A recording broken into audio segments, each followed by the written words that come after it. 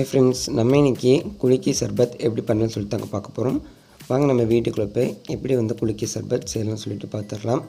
First இந்த மாதிரி ஒரு கிளாஸ் எடுத்துக்கோங்க. இதில் கொஞ்சமாக லெமன் ஆட் பண்ணிக்கலாம். சின்ன பீஸால் லெமன் ஆட் பண்ணிக்கோங்க. அதுக்கப்புறமா ஒரு எலுமிச்சை பழத்தோடைய பழச்சாறு ஆட் பண்ணிக்கோங்க. அதுக்கப்புறமா இது கூட தேவையான அளவு மின்ட் ஆட் பண்ணிக்கோங்க. நான் எனக்கு ஜஸ்ட்டு 3 இலை ஆட் பண்ணியிருக்கேன். அதுக்கப்புறமா கொஞ்சமாக உப்பு ஆட் பண்ணிக்கோங்க. ஒரு 1/4 டேபிள் ஸ்பூனில் உப்பு, தேவையான அளவு சுகர் ஆட் பண்ணிக்கோங்க. நான் இன்றைக்கி 2 டேபிள் ஸ்பூன் அளவு ஆட் பண்ணியிருக்கேன். அதுக்கப்புறமா இது கூட ஒரு பச்சை மிளகாய் ஆட் பண்ண போகிறோம். இந்த மாதிரி கீறிட்டு ஆட் பண்ணிக்கோங்க. அப்போ தான் அதில் இருக்க காரம் அந்த ஜூஸில் இறங்கும். இப்போ இதில் நல்லா கூலிங்காக ஒரு 4 ஐஸ் கியூப்ஸ் சேர்த்துக்கலாம். நீங்கள் ஐஸ் வாட்டர் கூட சேர்த்துக்கலாம். இப்போ இது கூடவே 1 டேபிள் ஸ்பூன் அளவு சப்ஜா சீட்ஸ் ஆட் பண்ணிக்க போகிறோம். ஒரு 10 நிமிஷம் தண்ணியில் ஊற வச்சுட்டு பார்த்தோம்னா ஆட் பண்ணிக்கோங்க. அப்புறமா இது கூட தேவையான அளவு தண்ணி விட்டுக்க போகிறோம்.